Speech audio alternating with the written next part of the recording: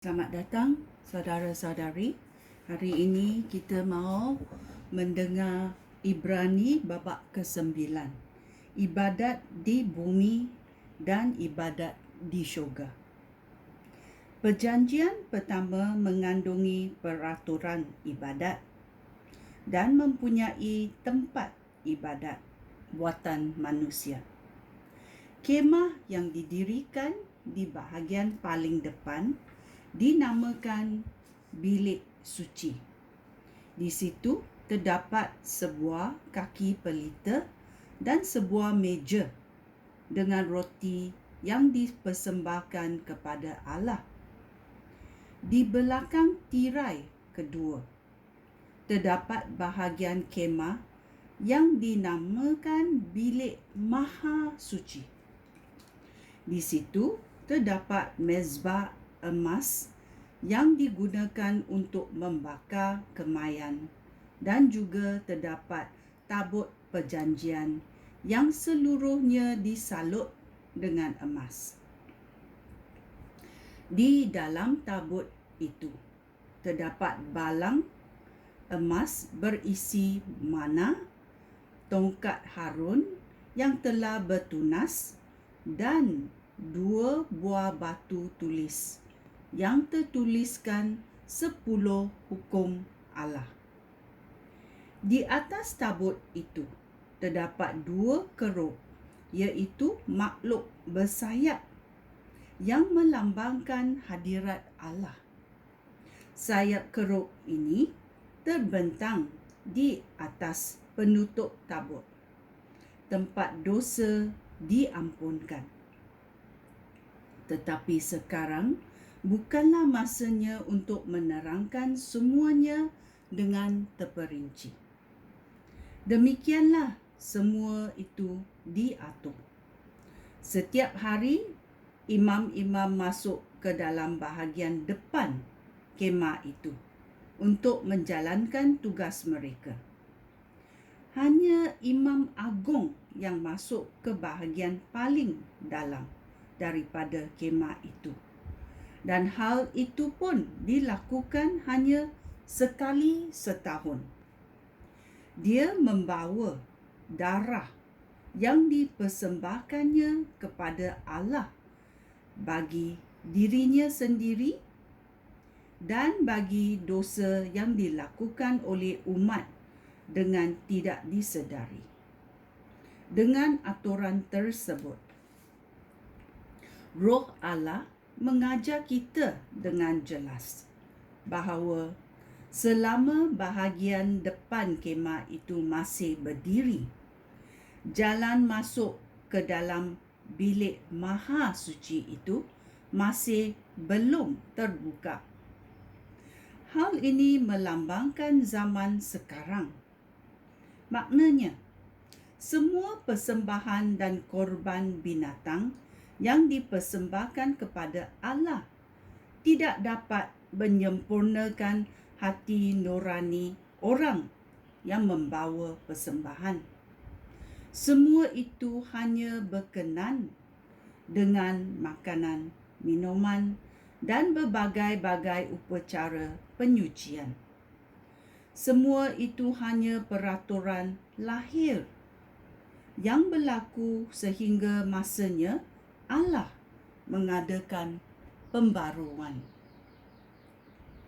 Tetapi Kristus sudah datang sebagai imam agung daripada perkara-perkara baik yang sudah ada di sini.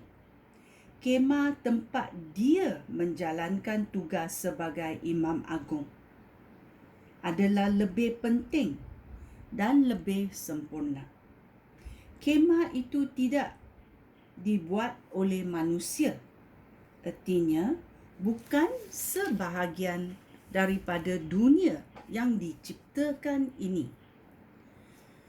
Ketika Yesus memasuki bilik maha suci sekali sahaja untuk selama-lamanya, dia tidak membawa darah kambing dan darah lembu jantan untuk mempersembahkan.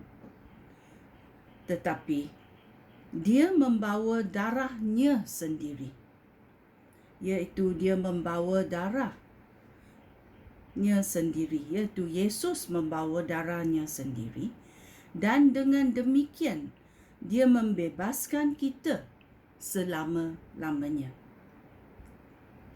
Darah kambing dan darah lembu jantan serta abu daripada korban anak lembu dipercikkan ke atas orang yang najis menurut peraturan agama.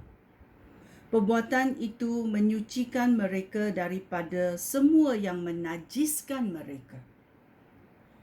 Jika orang dapat disucikan dengan cara itu, darah Kristus lebih berkuasa pula melalui roh yang kekal.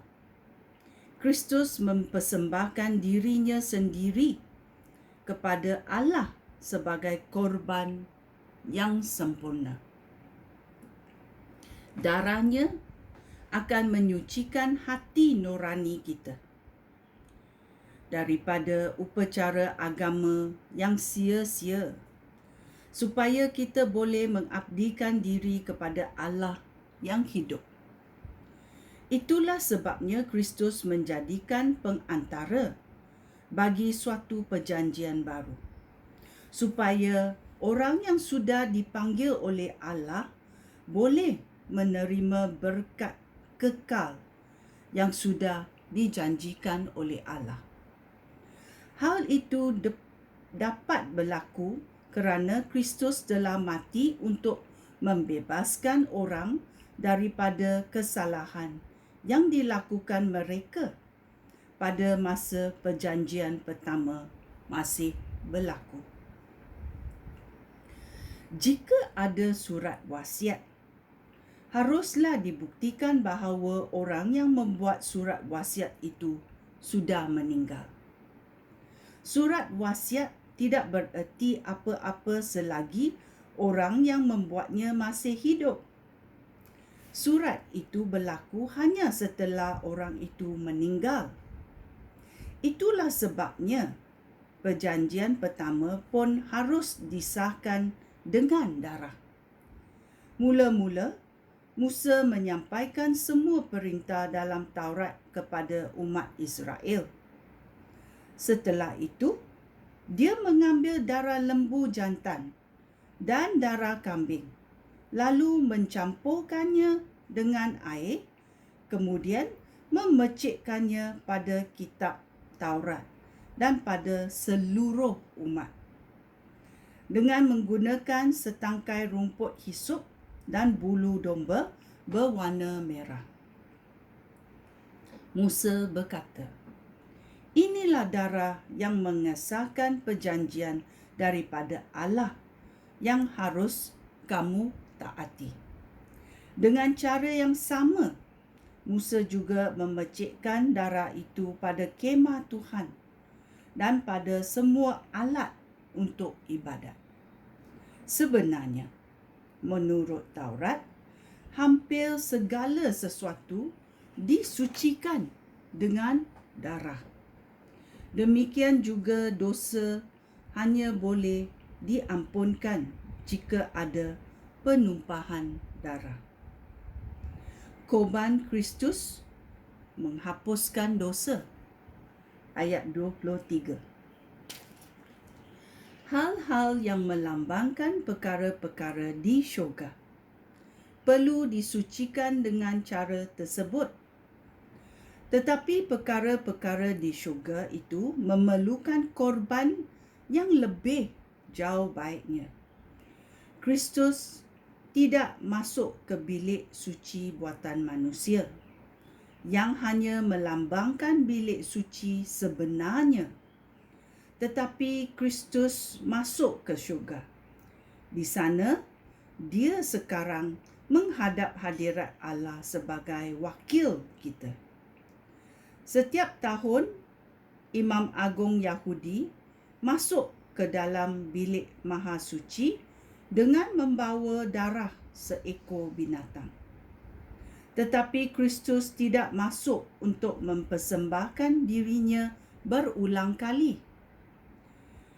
Kerana jika demikian, dia harus menderita berulang kali sejak dunia ini dijadikan. Sebaliknya, sekarang pada zaman akhir ini, dia menunjukkan diri satu kali sahaja untuk selama-lamanya, bagi menghapuskan dosa dengan mengorbankan dirinya sendiri. Ayat 27. Semua orang mesti mati satu kali, dan setelah itu dihakimi oleh Allah. Demikian juga Kristus disembahkan sebagai korban satu kali sahaja untuk menghapuskan dosa banyak orang. Dia akan menunjukkan diri sekali lagi, bukan untuk menyelesaikan masalah dosa, tetapi untuk menyelamatkan orang yang menantikan dia. Ya, kita mesti pasti dua benda akan berlaku. Kita semua akan mati, dan kemudian kita akan diadili oleh Tuhan. Ini adalah Ibrani babak 9. Sekian, terima kasih. Shalom.